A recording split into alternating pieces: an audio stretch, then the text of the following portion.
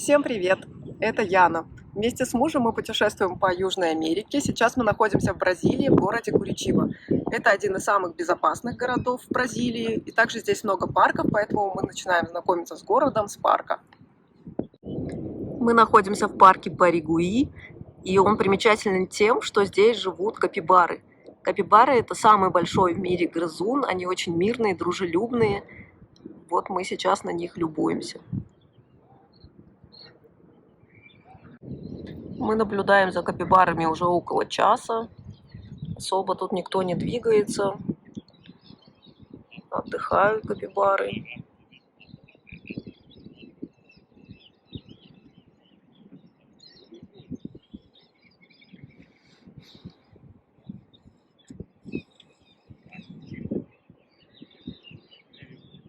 Мы в парке гладим капибар.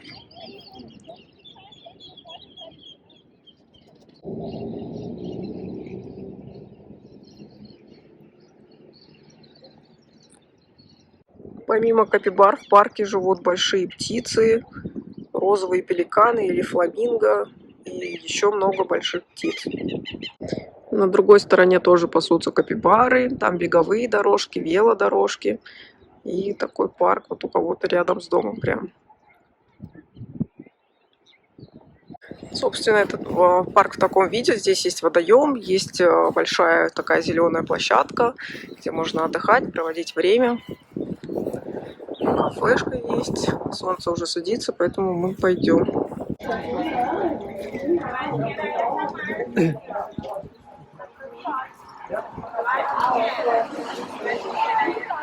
По воскресеньям в историческом центре города проходят ярмарки, на которых продают различные хендмейд-поделки, изделия из натуральных камней, сувениры и всякую всячину.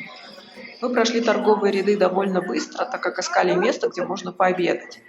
После обеда планировали более детально изучить ярмарку, но, к нашему удивлению, она работала всего полдня.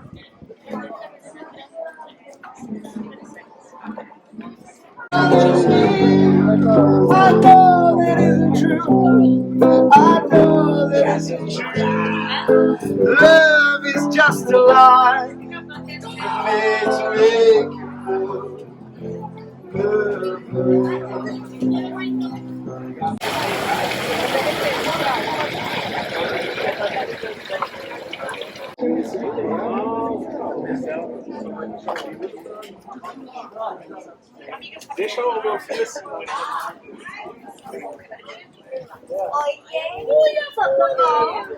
Tudo bem você? Мы зашли пообедать в кафе, и здесь познакомились с местными жителями. Они увидели, что мы туристы, начали расспрашивать, что как бы. Вот такое интересное мероприятие.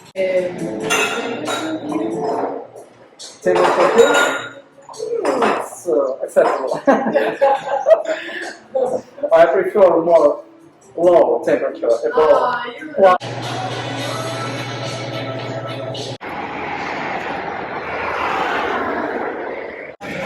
Время 2 часа дня, уже вся ярмарка сворачивается, все разъезжаются.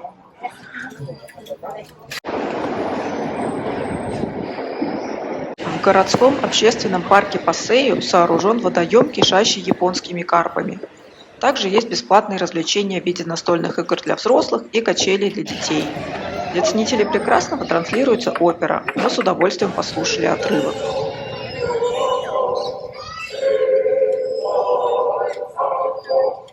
К моему удивлению, в парке растут чинары или платаны.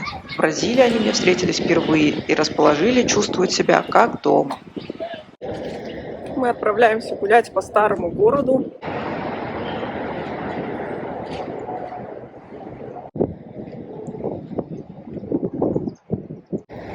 Старый город небольшой, тут вперемешку старые строения, новые. Сегодня будний день, очень немноголюдно.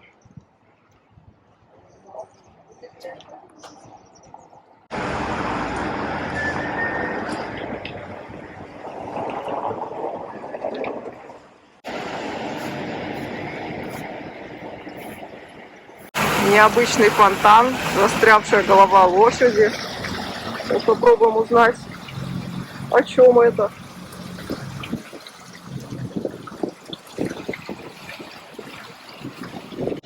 Есть описание, но только на португальском. Конечно, не очень понятно. Много ярких домов, поэтому центр хоть и небольшой, но выглядит очень нарядно. Также мозаика. Это такая отличительная бразильская черта. Остатки старого дома или крепости. Внутри новое здание. Или отреставрированное.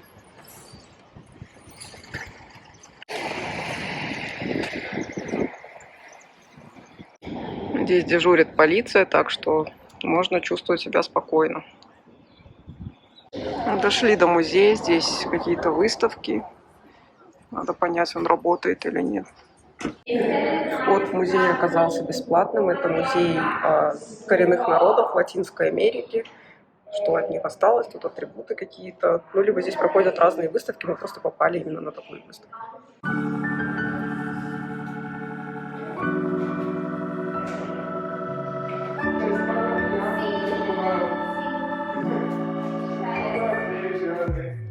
Раньше блоги вели так.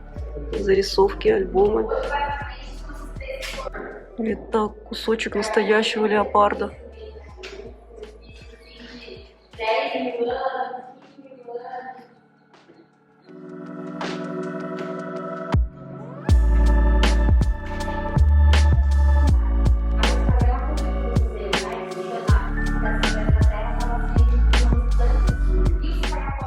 Ну вот мы и дожили до того времени, когда кассеты размещают в музее.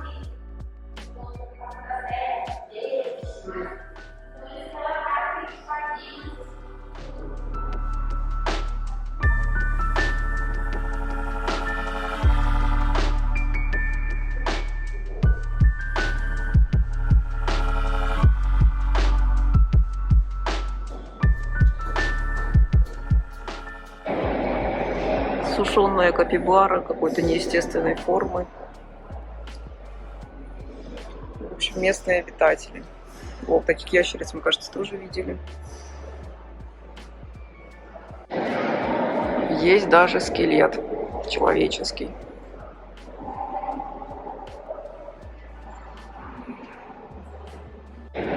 Модели кораблей. Очень классно все выглядит. Вау, здесь даже восстановлено все. Настоящая модель. Вот так называется этот музей. Мы вышли из музея уже, очень понравилось. Все было бесплатно, все приветливые сотрудники подсказывают, в какой зал пройти дальше.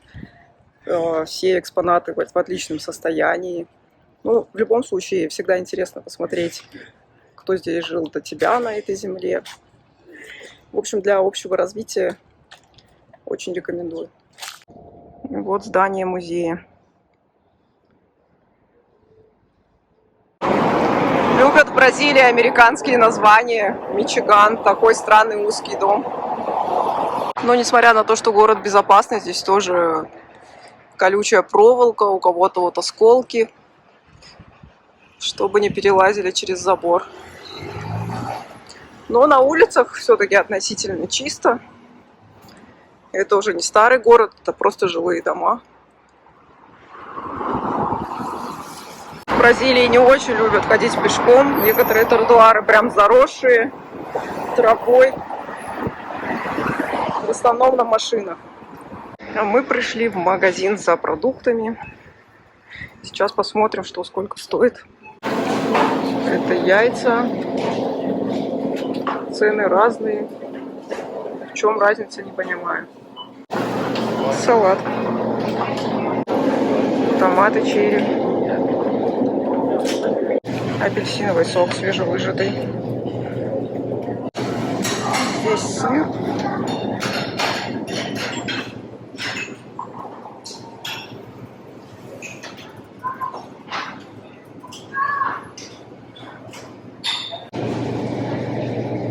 Пицца, которую нужно разогревать. Бразильский кофе.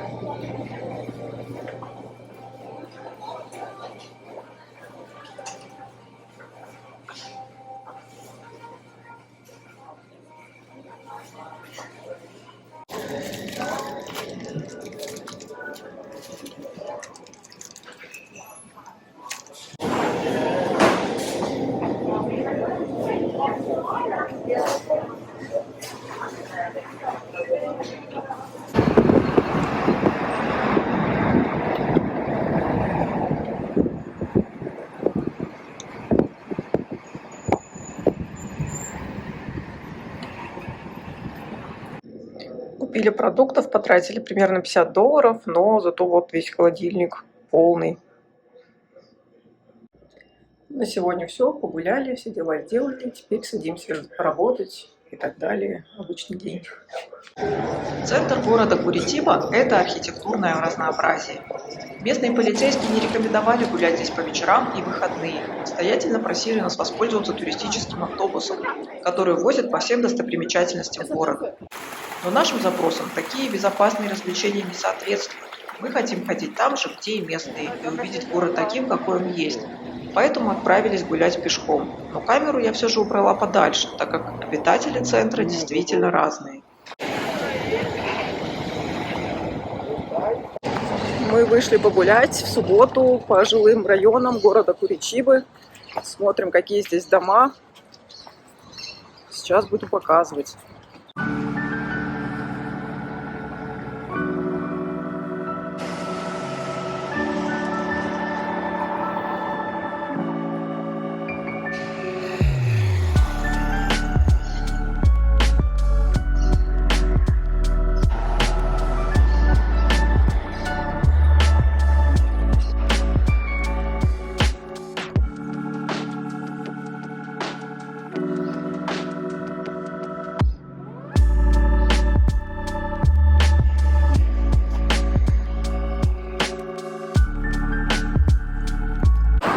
Мы приехали в Куричибу на месяц, поэтому выходим часто, но ненадолго. Уже немножко потерялась нить повествования. Ну, в общем, что могу, то показываю. Мы пришли в музей современного искусства и дизайна. Сейчас посмотрим, что там внутри. Само по себе здание – это местная достопримечательность. Выглядит необычно, футуристично. Сейчас посмотрим. Заходим внутрь. Там где-то билетная касса. Прямо при покупке билетов музей предлагает окунуться в атмосферу современного искусства. Просто так билет нельзя купить, нужно покупать на сайте, при этом заполнить все свои данные, адрес и так далее. В общем, это занимает порядочно, минут 10 у нас это точно заняло. Но все-таки получилось. А здесь в кассе можно купить только билет в одно здание. Сейчас я покажу его. В кассе продают билет именно в это здание, основное. А вот именно чтобы попасть в тот глаз здания, нужно покупать билеты на сайте. Нам дали вот такую инструкцию, как приобрести билет онлайн.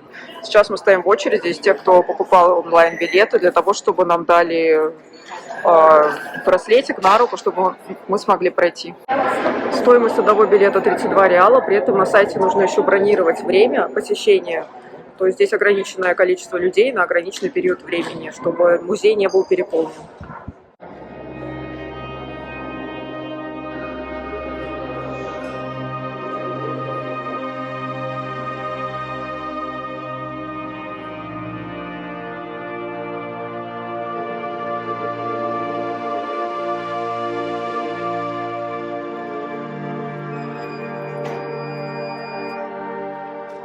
Я просто обожаю фотографировать, но вот людей фотографировать не умею.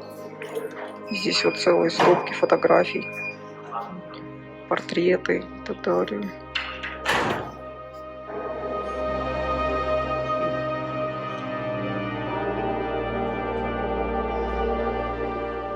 Современное искусство — это когда непонятно, на что смотреть, на фото или на огнетушитель. Что здесь экспонат?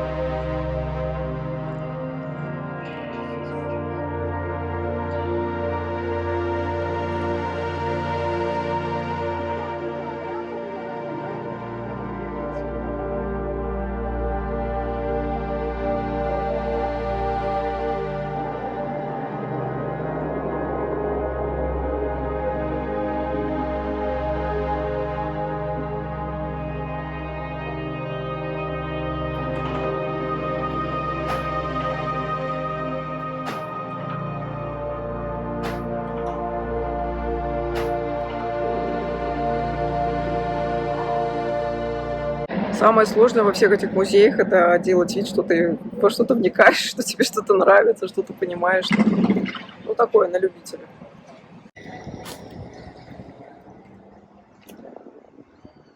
Я в таком музее была впервые, поэтому у меня немножко смешанные чувства. Было ярко, креативно, интересно, местами пугающе. Необычно, что то, что было в мои школьные годы, там вот надписи, граффити, хип-хоп, брейк-дэнс, теперь это музеи, кассеты, эти магнитофоны. Время летит, конечно. Мы приехали в польскую деревню смотреть, как сюда переезжали поляки, мигранты, их быт и так далее. В Бразилии вторая в мире по величине польская диаспора. Первая и самая большая находится в США. Польские иммигранты начали прибывать в Бразилию в конце XIX века. Штат Парана принял большинство польских иммигрантов, которые поселились в основном в районе Куритибы. Переехавшие поляки занимались фермерством.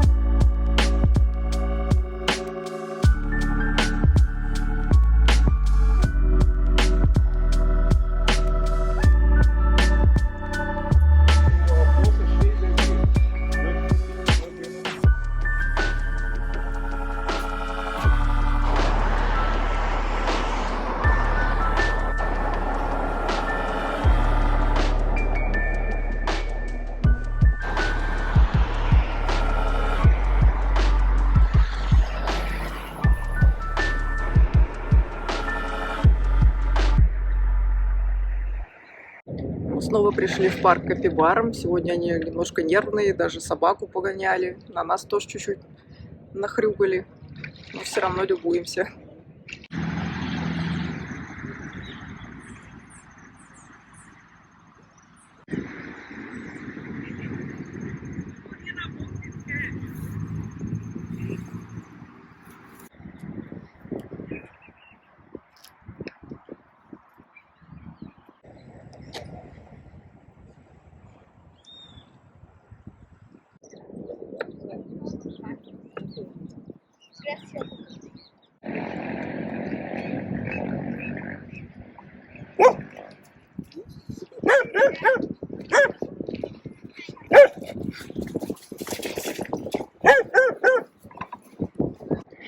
Вот эти две маленькие капибары раньше разрешали себя гладить, но сегодня что-то пошло не так. Взрослые их не оставляют, защищают. В общем, подойти к ним близко не получается. В прошлый раз в этом парке меня покусали сильно какие-то насекомые.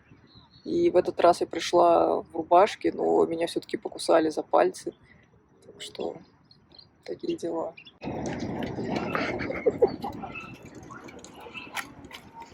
Этих гусей продавец попкорна угощает неоткрывшимися зернами кукурузы, поэтому они выстраиваются возле него, ждут следующую партию зерен. На этой веселой ноте я с вами прощаюсь. Увидимся в следующем выпуске.